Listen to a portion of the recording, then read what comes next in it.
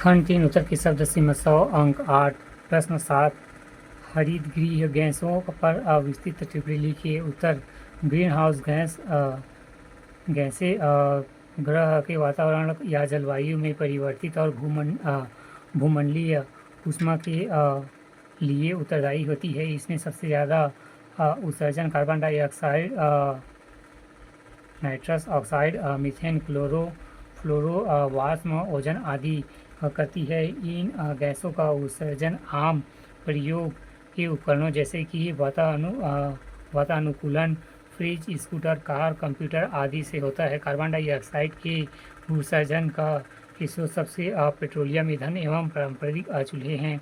Green house गैसों की प्रभाव की प्रक्रिया। स्टेप 1 सर्वप्रथम सूर्य से आने वाली रोशनी पृथ्वी पर आती है, जिसका कुछ भाग परिवर्तित हो जाती है और वापस स्पेस में चली जाती है। दूसरा स्टेप सूर्य से आई कुछ किरणें पृथ्वी पर मौजूद तथ्यों जैसे कि समुद्र और पृथ्वी सतह द्वारा अवशोषित कर ली जाती है, फिर ऊष्मा उत्पन्न होती है। Greenhouse gas energy back into space, sunlight reflect sunlight, फिर greenhouse gas trap CH4 COM Si6 N2O।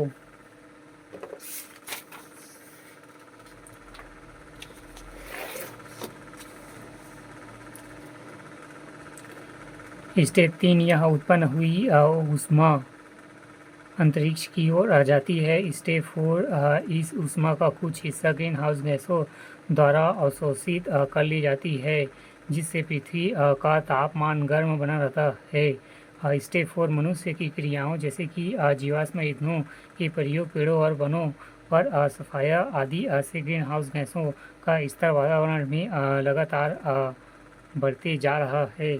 Step 6 इस ग्रीन हाउस गैसों के बढ़ने के कारण पृथ्वी का तापमान बढ़ रहा है।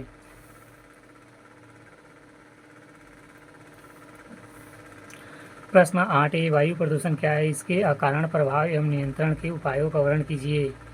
उत्तर जिन अवांछनीय तत्वों से वायु प्रदूषित होती है उन्हें वायु प्रदूषण कहा जाता है। इनके द्वारा उत्पन्न वायु प्रदूषण कहलाता है।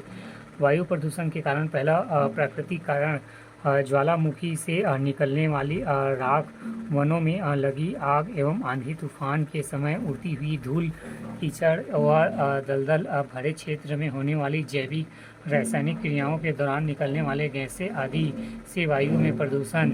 तीसरा मानवीय कारण औद्योगिकरण एवं जैविक ईंधन के दहन, ताप विद्युत गृहों में कोयले का दहन, परिवहन के साधन से निकलने वाले धुएं, भौतिक साधनें जैसे कि फ्रिज, एयर कंडीशनर आदि से क्लोरोफ्लोरोकार्बन जैसे हानिकारक तत्वों का निकलना, कृषि के कीटनाशकों का प्रयोग, धूम्रपान, पटाखे, सड़ी गली एवं मृत पशुएं आदि के